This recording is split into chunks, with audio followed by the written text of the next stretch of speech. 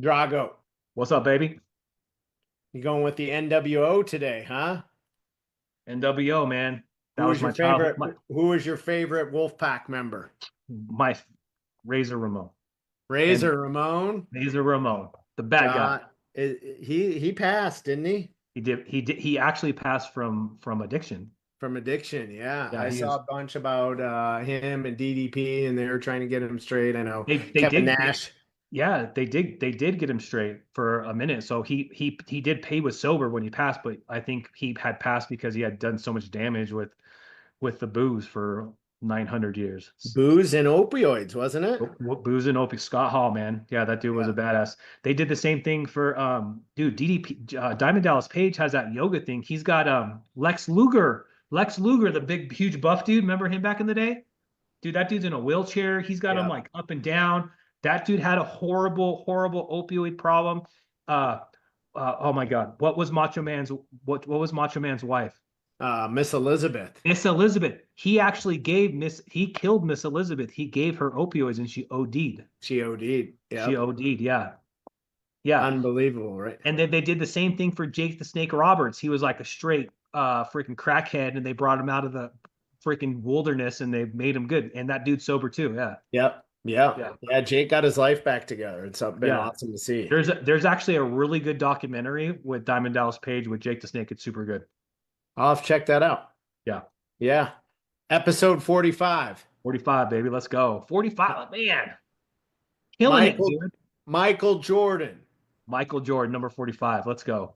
Remember the who was the player? I think you were talking about it earlier. He was on the Washington Bullets.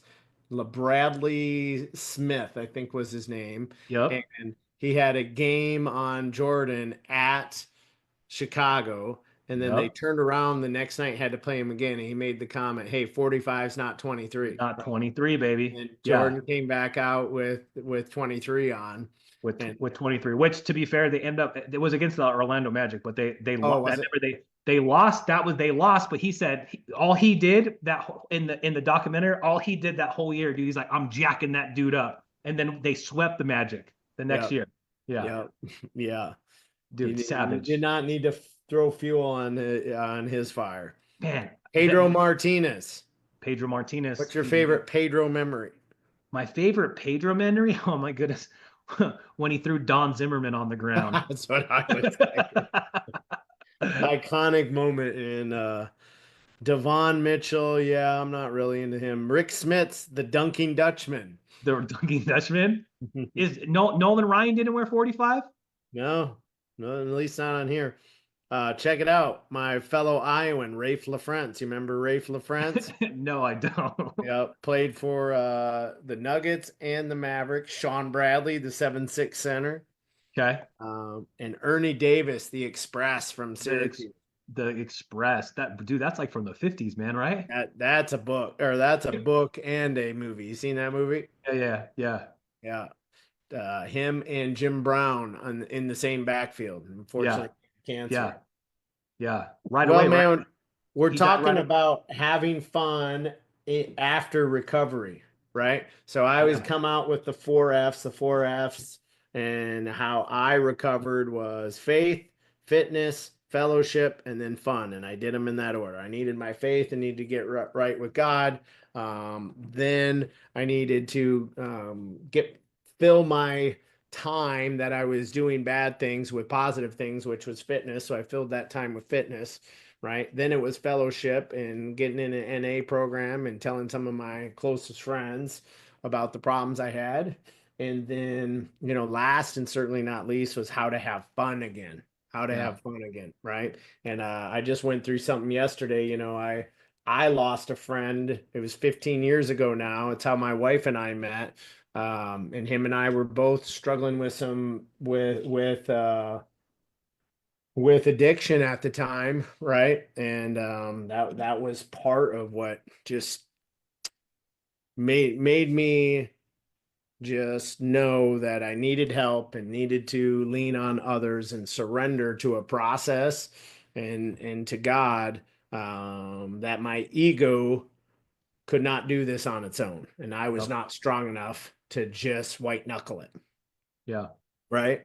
So, that I went through that and got the help I needed and met Kristen.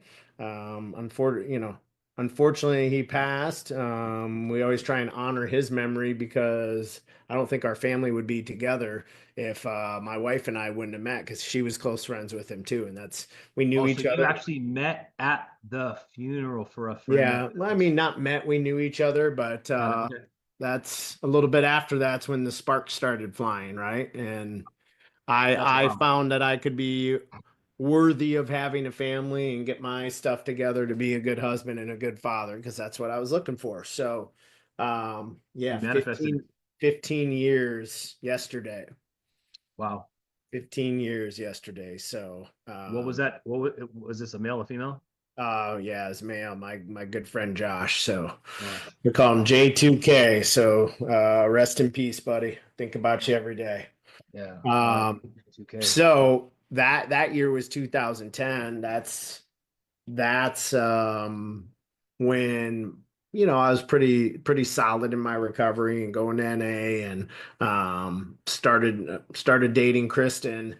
But towards the end of that year, I had figured out my faith, I had figured out my fitness, I had my program and my meetings and a process, and then I figured out kind of how to have fun again, right? Cool. And the truth is, Kristen didn't know really what I had been through, right? I hid a lot of that, Yeah. right? We Um, we only same thing with my wife, man. Like we only shared what we wanted them to know. yep, that's right. So, how did you have fun, and when could you have fun after you started to recover? Well, for me, I mean, I was married, right? So, and this is still something that I struggle with a little bit having fun. I mean, I'm all for having fun. I always love having a good time. I think for me, going back to places where I just wasn't a good person just makes me feel uncomfortable. Not that I don't have fun. Like, for Yeah, example, going back to my parents' house, and sorry, mom, if you're watching this, but like going back to my childhood home and, where I, started my addiction and all that bad trauma, like, yeah, I'm saying? Just I'm good. I go there, we're good. And then it just always ends up being like an uncomfortable feeling for me, which, that's the type of stuff I'm still kind of working through. But yeah, I think for me it was I really grasp, like, I love spending time with my wife. Like, she's my best friend, right? So like really being intentional on spending time and going out and doing stuff where I wasn't out putting myself in situations where I could potentially do drugs. And for me, like, it was hard. Like, I didn't have a wallet for a long time. I you didn't didn't have carry a what? cash. I didn't have a wallet and I didn't carry any cash. So like, I, I had to bring my wife with me everywhere I went because if I didn't go, I didn't have any money. You know what I'm saying? Yeah, so you put that's a guardrail, right? You Yeah. have put guardrails in your life with your money. We've talked about this and you've shared this a little bit of not having access to the money Yeah. in fear of reverting back to your addiction and those habits, right? Yeah. Um, yeah, I would say it's similar for me. Like I learned how to have fun with Kristen and um I just knew that I didn't want to mess up that relationship, right? Oh And yeah. I stumbled a couple times after her and I were together, but mostly I and she helped. She's like, I remember one party where some of my old friends that were still using it was like around New Year's. And she's like, your friends are sketchy. You need to get them out of your life. They were going in the bathroom and blasting lines and doing all Yeah. that stuff, right? And she was getting ready to move in. She's like, those people are not going to be in this house if I'm going to move in, right? Yeah. And I was to the point where, I could resist that and not use, but yeah, I was just being with her and going out with her and always having her by my side Mhm. that I knew I could even see the people and be around people that were using it and still not use. Yeah, for sure. And like I feel like your drug of choice was a lot more social type of drug of choice, right? Hmm.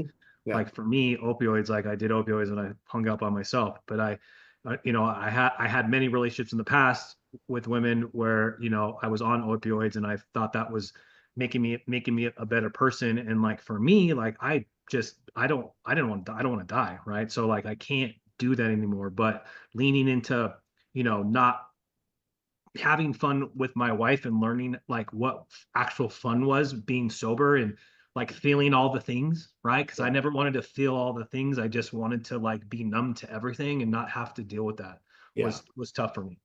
Yeah. I think that, for me, it was getting honest with my friends that I had a problem, right? Yeah. Yeah. To knowing who I could have fun with and who wasn't going to pressure me to use.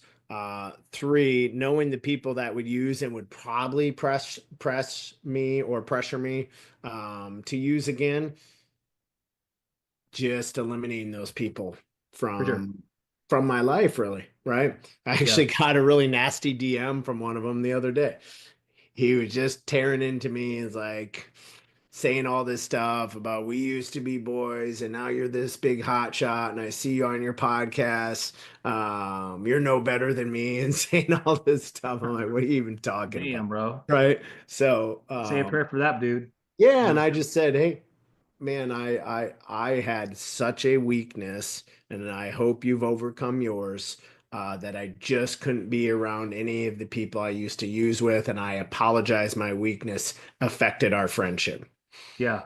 Yeah. What do they say in recovery? We have an allergy to our drug of choice, which just is tough. But like I still like even going and seeing my parents, like I just for whatever reason, I just like being in Orange County and being in that area, like I don't even really talk. I mean, I still have close friends there, like my core group of people my core group of people, like because I lived there my whole life, like I never used with those people. Like I didn't start doing drugs until I was older. So like I don't have any of those past people that I intermingled with, but I still just, I'm Right. like, oh man, I remember I stole a bunch of money from over there and I went, oh yeah, that's the bank I went and forged a fake check. And like, so Yeah. it, it, Yeah, and it, it's it nothing to do with your parents, I would imagine. I would imagine it's just shame for, yeah. and regret for those times, and it's a trigger, I would imagine.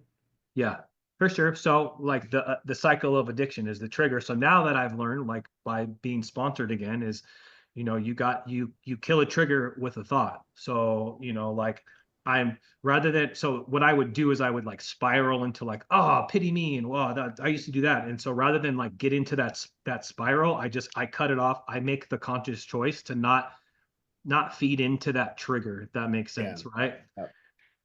And so for me it's like asking a question to my wife real quick. Like I like now that I've identified what that trigger is, I can pivot from that and I could stop that thinking by just asking my wife a specific question, which is super awesome.